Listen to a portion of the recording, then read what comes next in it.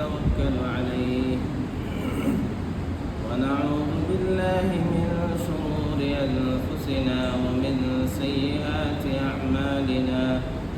من يهده الله فلا مضل له ومن يضلل فلا هادي له وأشهد أن لا إله إلا الله وحده لا شريك له وأشهد أن سيدنا وسندنا ونبينا وإمامنا ومولانا محمدا عبده ورسوله صلى الله عليه وعلى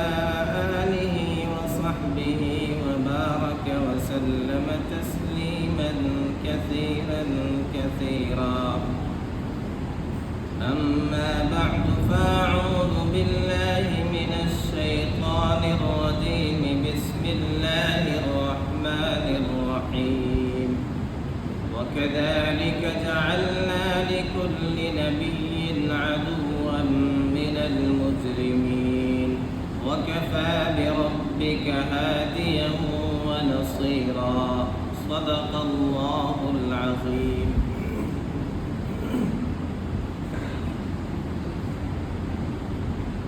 جب تک کٹ مروں میں خواجہ یثرب کی حرمت پر، نہ جب تک کٹ مروں میں خواجہ یثرب کی حرمت پر، خدا شاہد ہے کامل میرا ایمان ہو نہیں سکتا. نماز اچھی ہے، حج اچھا، زکوٰۃ اچھی ہے، صوم اچھا، مگر میں باوجود اس کے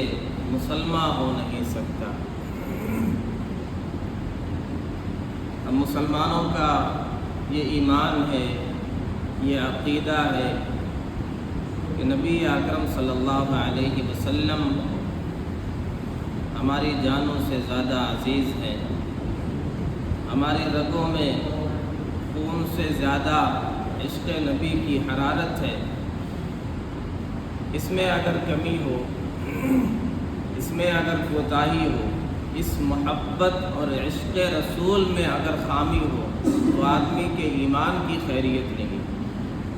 آدمی کا ایمان خطرے میں. صحیح بخاری کی روایت ہے، لا یؤمن احدکم حتی اکون احب الیہ من والدہ وولدہ والناس اجمعین. تم میں سے کوئی شخص اس وقت تک مومن ہی نہیں ہو سکتا جب تک کہ میں اس کے نزدیک اس کے والدین، اس کے اولاد اور تمام لوگوں سے زیادہ محبوب نہ ہو جاؤں. تو ہمارے ایمان کی شرط ہے، ایمان کا جز ہے، ایمان کا حصہ ہے نبی اکرم صلی اللہ علیہ وسلم سے محبت کرنا اور والہانہ محبت کرنا، ٹوٹ کر محبت کرنا.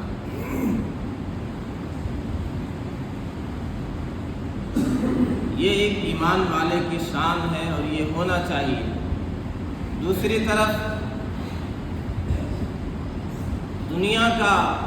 نظام یہ ہے کہ دنیا میں ایسے مجرم اور بدماش اور ناہنجار لوگ ہمیشہ رہے ہیں جنہوں نے اپنے محسنوں کے ساتھ، خیر خواہوں کے ساتھ بدتمیزیاں کی ہیں، بدسلوکی کی ہے، مخالفت کی ہے اور اذیتیں پہنچائی ہیں. اللہ تعالیٰ نے ارشاد فرمایا وَكَذَلِكَ جَعَلْنَا لِكُلِّ نَبِيٍّ عَدُوًّا مِّنَ الْمُجْرِمِينَ. اسی طرح ہم نے ہر نبی کے لیے مجرم اور بدماش لوگوں میں سے نبی کے دشمن بنائے کہ ہر دور میں، ہر وقت میں نبی کے مجرم اور بدماش لوگ دشمنی اور مخالفت میں پیش رہیں. ستیزہ کار رہا ہے ازل سے تا امروز، چراغ مصطفی سے شرار بولہبی. تو یہ ہمیشہ سے یہ چیز چلی آ رہی ہے اور یہ رہے گی مستقل. یہ جو نبی اکرم صلی اللہ علیہ وسلم کی شان میں بدبخت لوگ اور ملعون لوگ نازیبا کلمات کہہ رہے ہیں، گستاخیاں کر رہے ہیں، یہ کوئی نئی چیز نہیں ہے، یہ کوئی پہلی چیز نہیں ہے اور یہ کوئی آخری چیز بھی نہیں. یہ ہوتا رہا، زمانہ یوں ہی اپنے محسنوں کو تنگ کرتا ہے، وہ درس صلح دیتے ہیں، یہ ان سے جنگ کرتا ہے۔ تو یہ تاریخ رہی ہے انسانیت کی، جب محسنوں نے، نبیوں نے، رہنماؤں نے، اللہ کے نیک بندوں نے ان کی خیر خواہی کی ہے، تو ان مجرم اور بدماش لوگوں نے ان کو زندگی کی ہر اذیت پہنچائی ہے، ہر تکلیف سے دوچار کیا ہے۔ انہوں نے پھول پیش کیے ہیں، انہوں نے پتھر برسائے ہیں، نبیوں نے دعائیں دی ہیں، انہوں نے گالیاں دی ہیں، انہوں نے ان کے گھر دنیا اور آخرت سنوارنے اور آباد کرنے کی کوشش کی ہے، انہوں نے ان کے گھر اجاڑے، انہیں گھروں سے بے گھر کیا ہے، وطن سے بے وطن کیا ہے، ان پر، ان کے جانثاروں اور فداکاروں پر زندگی کی ہر اذیت اور ہر تکلیف پہنچائی، ہر دکھ سے، ہر مشقت سے انہیں گزارا۔ شیاطین میں سے، انسانوں میں سے، وَكَذَلِكَ جَعَلْنَا لِكُلِّ نَبِيٍّ عَدُوًّا شَيَاطِينَ الْإِنسِ وَالْجِنِّ۔ قرآن میں ایک جگہ کہا گیا انسانوں میں سے بھی، شیطانوں میں سے بھی یہ دشمن رہے، نبیوں کے بھی، اللہ کے نیک بندوں کے بھی۔ وہ ہمیشہ مخالفت کے در پہ رہتے ہیں، انہیں پتہ ہوتا ہے کہ ان کا پیغام سچا ہے، یہ سچے ہیں، ان کی بات، ان کی تعلیمات سب سے خوبصورت ہے، اس کے باوجود مخالفت کرتے ہیں۔ آج بھی جو کچھ ہو رہا ہے، یہ کیوں گستاخیاں ہوتی، کیوں بلیسفیمی ہوتی، کیوں نبی اکرم صلی اللہ علیہ وسلم کی شان میں نازیبا کلمات کہے جاتے ہیں، کیوں کیچڑ اچھالے جاتے ہیں؟ ایک وجہ تو یہ ہے جو پہلے بھی رہی ہے کہ حسد ہے، جلن ہے، بغض ہے، عداوت ہے، اس آگ میں جل بھن رہے ہیں بس اس عداوت کی وجہ سے، حالانکہ حقانیت کا پتہ ہے، صداقت کا پتہ ہے، ساری چیزیں معلوم ہوتے ہوئے بھی بس حسد اور انتقام اور جلن اور بغض کی آگ میں جل رہے ہیں، اس لیے وہ بڑاس نکالتے ہیں اور نبی کو، نبی کی تعلیمات کو نشانہ بناتے ہیں۔ انہیں پتہ ہے اس میں ذرا بھی کوئی انگشت نمائی کا موقع نہیں، نہ نبی کی ذات میں، نہ آپ کی تعلیمات میں، کہیں بھی انگلی رکھنے کی گنجائش نہیں ہے، لیکن پھر بھی انتقام میں، حسد میں، جلن میں، بغض میں یہ ساری چیزیں کر رہے ہیں۔ جیسا کہ یہود کے بارے میں قرآن نے کہا یعرفونہ کما یعرفون ابناءہم، یہ ایسے پہچانتے ہیں جیسے اپنے بیٹوں کو آدمی پہچانتا ہے، بلکہ اس سے بڑھ کر کے پہچانتے ہیں۔ یہ تو پہلے آپ کی آمد سے پہلے کہا کرتے تھے کہ وہ نبی آخر الزماں جب آئیں گے ان کے ساتھ مل کر کے ہم دوسروں پر غلبہ حاصل کریں گے، ان کے ذریعے سے فتح حاصل کریں گے، لیکن جب آ گئے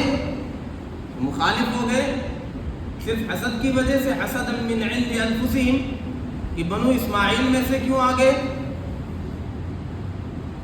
تو آج بھی حسد کی وجہ سے یہ چیزیں ہو رہی ہیں۔ اسی طرح یہ بلیسفیمی کیوں ہوتی ہے، گستاخی کیوں ہوتی ہے؟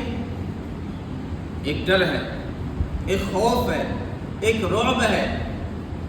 جیسا کہ پہلے لوگوں میں تھا، کفار و مشرکین اور یہود و نصارہ کے دلوں میں اور اعدائے اسلام کے دلوں میں ایک رعب تھا، ایک خوف تھا کہ نبی اکرم صلی اللہ علیہ وسلم کی ذات، آپ کی تعلیمات، آپ کے اقوال اتنے پیارے ہیں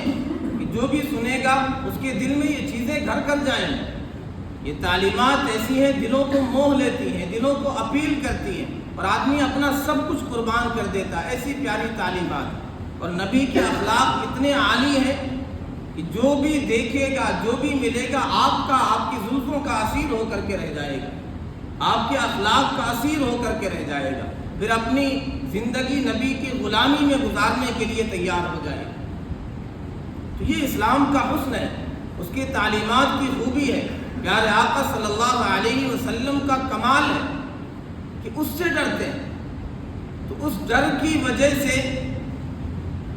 لوگوں میں ایک غلط فہمی پیدا کرنا چاہتے ہیں کہ ہم اس انداز سے تصویر پیش کریں گے بلیسفیمی کریں گے تو لوگوں سے وہ تعلیمات رہ جائے گی، ان تعلیمات کا حسن ان کے سامنے نکھر کر کے نہیں آئے گا، اس لیے بلیسفیمی کرتے ہیں۔ سن 6 ہجری میں صلح حدیبیہ کا واقعہ پیش آیا۔ نبی اکرم صلی اللہ علیہ وسلم نے دیکھا کہ یہ موقع بہتر ہے، اب معاہدہ ہو گیا ہے، مصالحت ہو گئی ہے، کوئی جنگ نہیں ہوگی۔ آپ نے اس موقع کو غنیمت سمجھ کر کے جو آس پاس کے بادشاہ تھے انہیں دعوتی خطوط روانہ کیے۔ روم کے بادشاہ ہرقل کو بھی آپ نے ایک خط بھیجا، اس میں پیغام تھا اسلام لے آؤ، اسلم تسلم، اسلم تسلم، اسلام لے آؤ محفوظ ہو جاؤ گے، سلامتی پا جاؤ، اور اگر نہیں لاؤ گے تو تم پر تمہاری رعایا کا بھی گناہ ہوگا، ڈبل گناہ ہوگا۔ آپ کا یہ والا نامہ پہنچا۔ اسی دوران ابو سفیان یہ تجارت کی غرض سے گئے ہوئے تھے، اور یہ بادشاہ بھی روم میں ہے، ایلیا میں، اور یہ بھی وہیں ہے۔ ابو سفیان ابھی مسلمان نہیں ہوئے۔ جب وہ خط پہنچا ہے تو اس نے کہا تحقیق کرنی چاہیے، جو نبی آخر الزماں ہے، جنہوں نے نبوت کا دعویٰ کیا ہے، ان کے بارے میں، ان کی تعلیمات کے بارے میں۔ تو پتہ کرایا کوئی وہاں کا مکے کا کوئی تاجر ہے، ابو سفیان تھے، ان کا تجارت کا قافلہ اور لوگ تھے، انہیں طلب کیا گیا اور بلایا گیا،